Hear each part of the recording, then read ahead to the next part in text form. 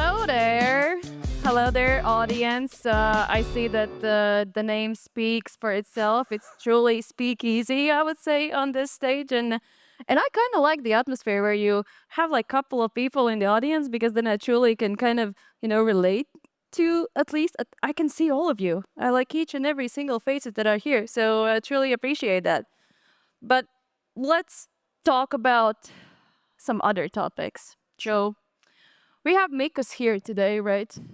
Who's the founder of Trace.Space, one of the Baltic's best, as I hear today. You were pitching a So they bit. say, yes. So they say.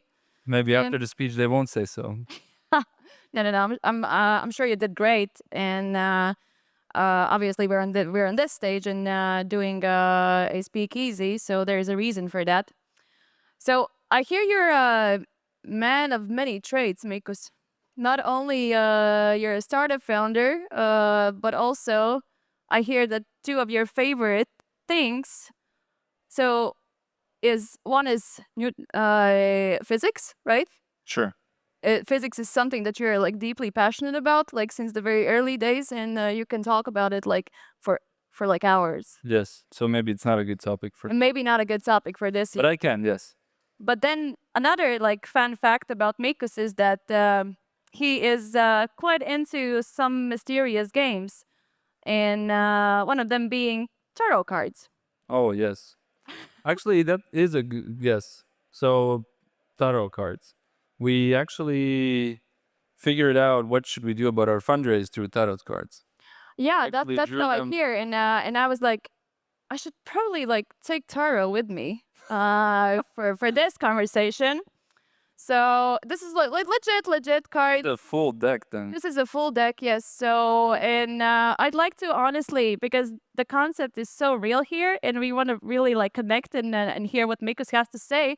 So I suggest that we do like a quick flip here, and to take us back to the days where Trace.Space was founded, where the whole inception and how this journey kind of like got to where it got. So I'll do like a quick flip. I don't know how to do this, but obviously Mikus knows very well. So probably we can like take this. We don't need that. So Mikus, do your magic. Okay. Queen of Cups. Queen of Cups is the That's first actually one. very telling. Because the Then reason why Trace.Space was born yeah. was actually because one of the Latvian startups was getting sold called Nordigen, and one of the founders of Nordigen was having some cups of cocktails, maybe a few too many, and he was bragging to my co-founder CTO Carlos about all the money that he's about to make, and Carlos was sitting there and said, "Fuck this! Like we need to start our own thing," and that actually is the reason why we started at the time when we started. So taking us all back, the reason is the cup, and then what we see here as well is like two babies kind of like leaning onto each other over the head. There's a king with like with a crown. What does that mean? I actually always use ChatGPT to explain what it means, so I only Okay. draw the cards. Damn it. Okay. But you guys then started Trace.Space, and now it's actually like there's a fun fact that the company it's the most funded pre-revenue company in the Baltics so far, right? Yes. How did that happen? I think it's well, we have a good team and we have a great mission. Elaborate. No, I think so we were actually about to die in the fall, and we figured that well, if we're gonna die anyway, then might as well have a bit more fun. And so we started learning how to tell the story and really trying to figure it out. And we started listening to our investors who told us how to do it. And when we actually started doing all those things, it turned out that what we had to say resonated with people in the VC community. And so we had some good VCs in the fundraise, ended up closing with Cherry. So and that thus we became the most funded pre-revenue startup in the Baltics. For those who don't know, Cherry is one of the top crop VC funds in Europe. They have backed companies like Like Trace.Space and and Proxima Fusion, yeah, I guess it's not. A lot of Not sure if it's in unicorns. public. A lot of unicorns. A lot of unicorns. And when the guys started to kind of like get ready for their raise, you just mentioned that you were kind of like, fuck, no one's gonna probably like fund this anymore, right? That's because we had tried already a couple of times and Yeah. it hadn't worked, and so you have to go through a whole like, what is the next thing I'm gonna do? And one of the things I was really frustrated by is that I saw a Windows laptop and I figured that if I take another job, I'm gonna have to use that. I really did not want to do that and have a boss, and so we were like, we need to get this back on track. But then do I really understand it correctly? Then you guys raised with just a story behind it, with just a vision. But we Which did is have a not- product, so we were working for 2 years before we raised. So Yeah. And I mean, but you know, it's a pre-revenue team, and you're still going out there to raise like the seed round, so it's tough out there. But then, like, can you walk us through how did you think about the fundraising, like starting from the pitchcraft until the very closing? So the hardest part was actually figuring out what's a good abstraction layer. Mm-hmm. Maybe is that a good word to say? I think so. So it's basically you can go down into the weeds and say, okay, this is a productivity tool for these kind of engineers. They save a few minutes per day, and on a very high level thing, you can say we're saving Western manufacturing. But the reality is you have to go somewhere in the middle, and that was the pitchcraft. Is how do you find the right level that resonates with the VCs, where you're not sort of bullshitting them with a mission that's too big, and you're not kind of boring them with the details too low, and so you have to find it in the middle. And I think that's what we did. It's quite successfully, but it did take us 6 months and about $30,000 of classes. So Wow. But then, like, once the pitch was ready, you basically went out there, you pitched right to the top crop, and that was it, right? well, the reality is actually we didn't pitch a lot. We pitched maybe 5 funds, and it's because we have a good pre-seed investors who back channeled a lot of work, and that's I think a lot of funds, a lot of companies underappreciate how important it is that you have existing investors that are well respected. Yeah. Because if nobody is going to take their call, then you're going to have a very hard time raising, and then you're going to have to raise all on your own. And if you hear a lot of the Baltic stories, they speak to literally hundreds of VCs, and it's not working. How would you suggest, just like fresh team, don't have like localized background like you do, because like Mikus used to work, and like his co-founder used to work at a, Series A type of startup. So they knew like their ways around, right? You had like a profile, so to speak. Like, how would you advise the founders who don't have access to this right away to think about their fundraising? I would suggest that they find the access, because you literally it was a thing you have to build. Like if you're planning to do a startup, you have to start today. So get to know the investors, ask them what's interesting, and sort of build the network before you're doing the startup. I had raised for Localize. I had working on Chili Piper. I had worked in a bank. The investor that started the round, Robert, he was. I knew him already for a year. I had met him in a previous conference at TechChill, and so it wasn't a cold conversation. It's always new. It's always like they need to know you. If they don't know you, they're not gonna invest in you over a week. Do you believe that founders who are just now raising, doing like back-to-back meetings right now as we speak on the stage, just now meeting investors, and willing to close in like 3 weeks, do you think it's a good partnership? I think if they prepped well, it works fine. But if they have not prepped, it will probably not work, or at least not at a good level. It will work for a few thousand, but for a few 100,000, but not for like 1 million. Mm.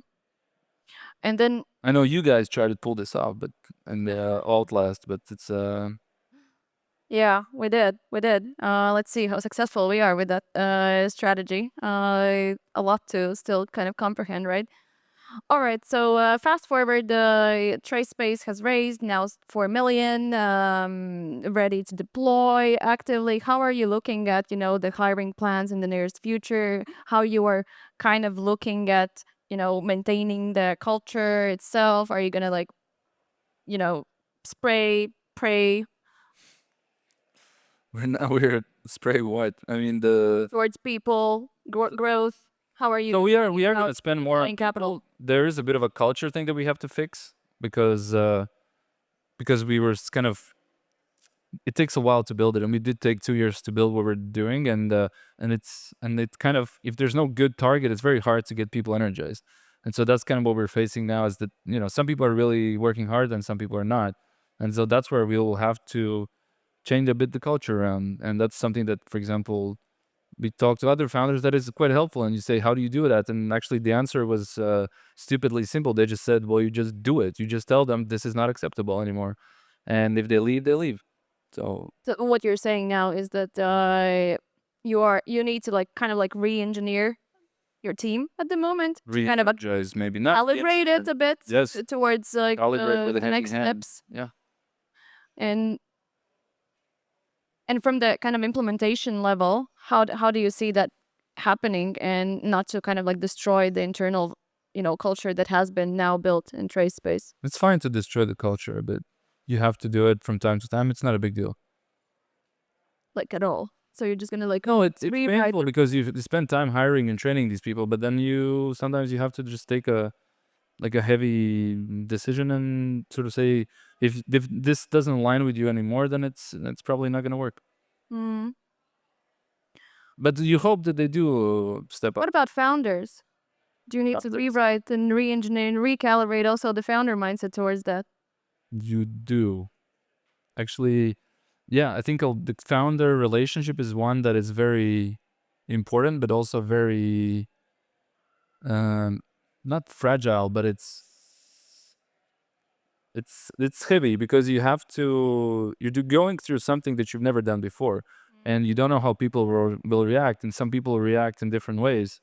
And so you have to like find ways to get through your problems, and you cannot air them out.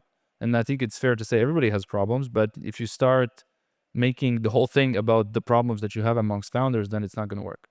And so I think one of the mistakes a lot of people do is they try to sort of deal with it outside of the family, let's say the founder group, and I think that usually backfires because it makes you look weak. Are there any kind of weird or interesting techniques how you deal with some kind of internal, let's call it discussions? We have the discussions, and they're very a lot of bad words. But the thing is, the key is to actually come back the next day and just sort of say, okay, where do we go from here, and actually go there. But I think you need to sort of have the breakdowns from time to time, because otherwise you're just letting them simmer. And so if you look at our like founder WhatsApp group, there's some heavy shit there, but it's part of the deal. If you can't get over it, then you're probably gonna fail as a company. Do you notice this around a lot? Like, do you feel like people are truthful when they talk about, some of the hurdles that are, companies are going through? Or would you feel like there should be like a lot more transparent, like in general, when talking about kind of founder issues? Because like that is one of the, biggest kind of reasons why companies fail, because you can find like common language across yourselves. You mean amongst yourselves or to Yeah, outside?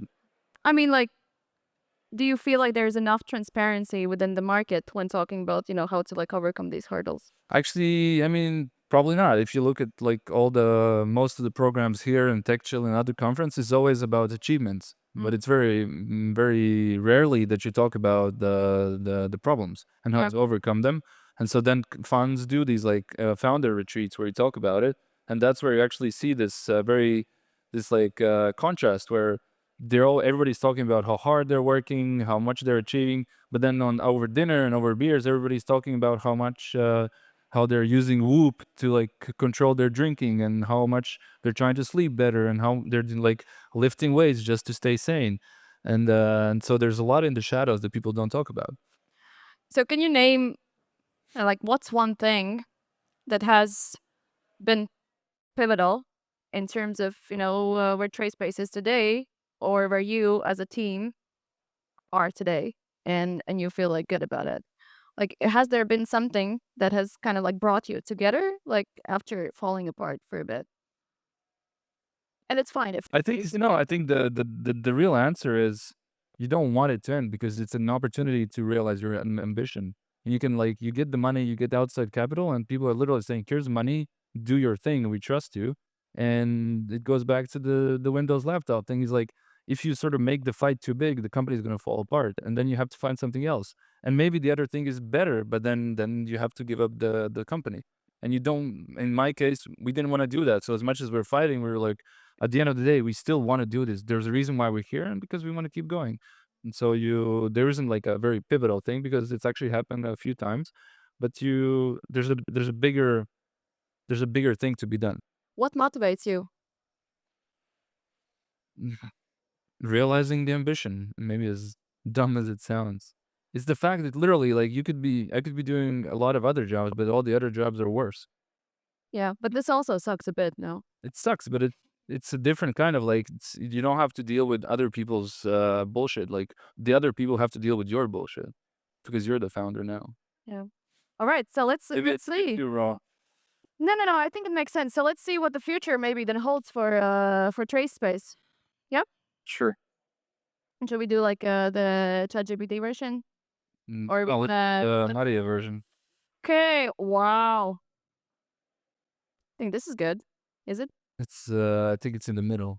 It means like you have to Don't really know what's think gonna happen. hard before you make a decision. And what does this like? The elephant? What are these clients begging for the product to be released? Sure.